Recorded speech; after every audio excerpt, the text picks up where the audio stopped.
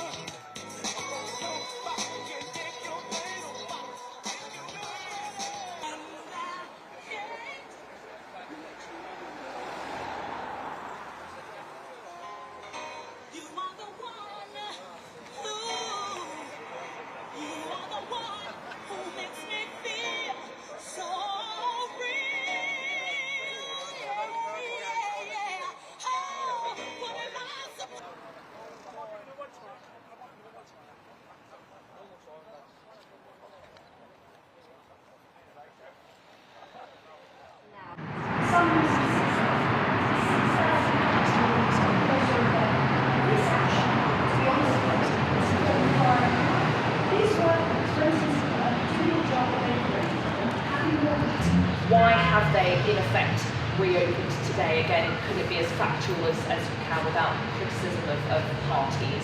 Well, look, I mean, the reality is that on the senior locals role, or the workers role, we felt we're in touch with this. Primarily it's about pushing up pay for women. It's not about pushing down pay for men. That is not the premise of the Equal Pay Act and what equal pay is. And so therefore, what needs to happen today is John Cotton needs to come into the room, be in.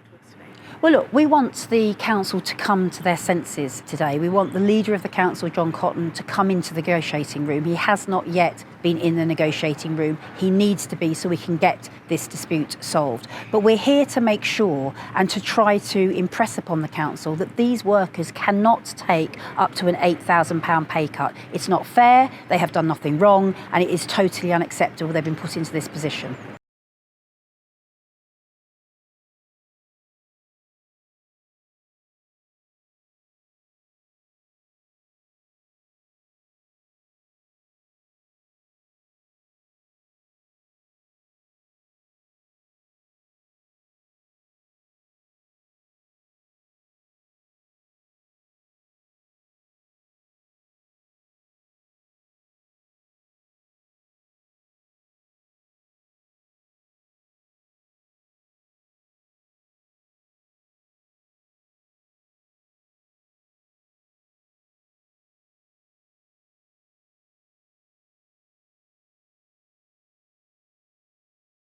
Well, look, I mean, he is the leader of the council.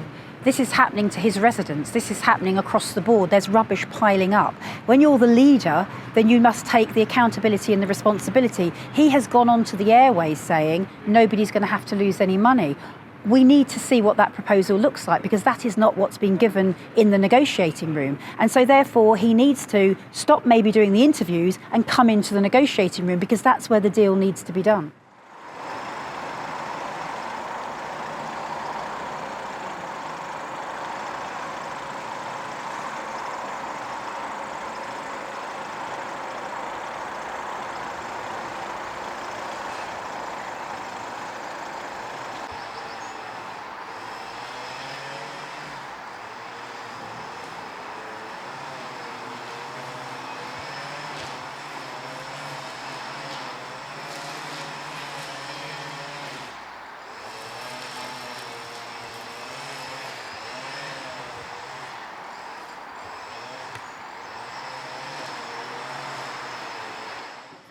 Well, look, we thought it was in touching distance because John Cotton had said in an interview, nobody needs to lose any money. And of course, what we've asked on that is detail of the proposal, the sideways move.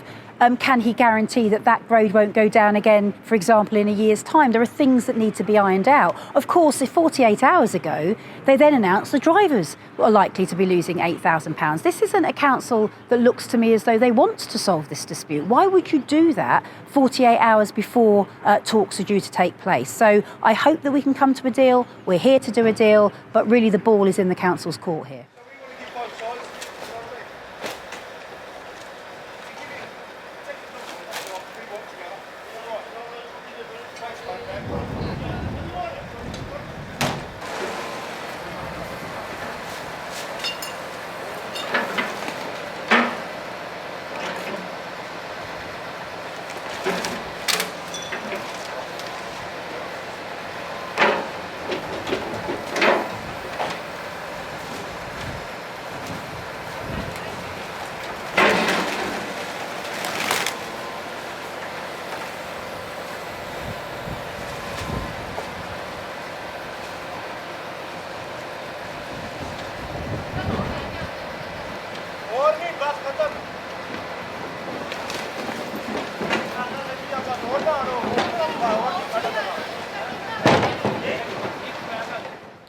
Well, look, these workers have come to work. They're doing a good job for residents. In fact, the residents that I've spoken to and indeed that have come to the picket line are actually very, very supportive of the drivers. If this was somebody's son, daughter, mother or father, and they walked in and they said, I'm having to take an £8,000 pay cut, a quarter of my pay, natural justice says that's not fair. Why are these workers having to pay the price for a £3.9 billion debt not of their making? This is unfair and the council needs to come to the table and do a proper deal.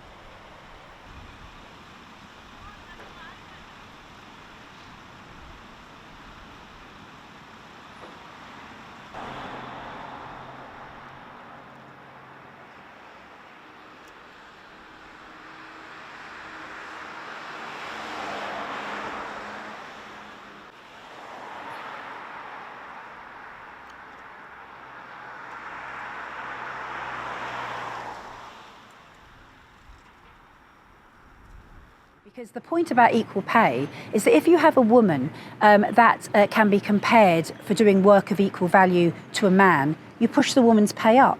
You don't push the man's pay down. The whole point of the Equal Pay Act is that effectively women get the amount of money they deserve. This is totally and utterly unfair and it's totally and utterly wrong. In fact, this is fire and rehire in any other name. These workers were doing a good job.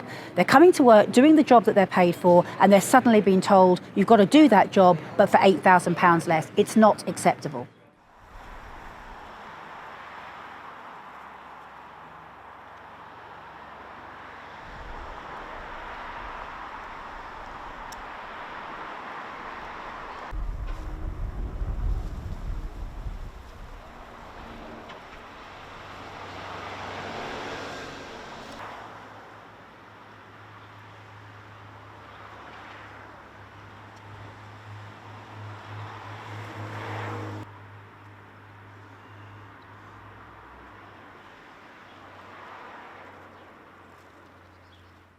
Well, the message to the council is please get the decision makers in the room.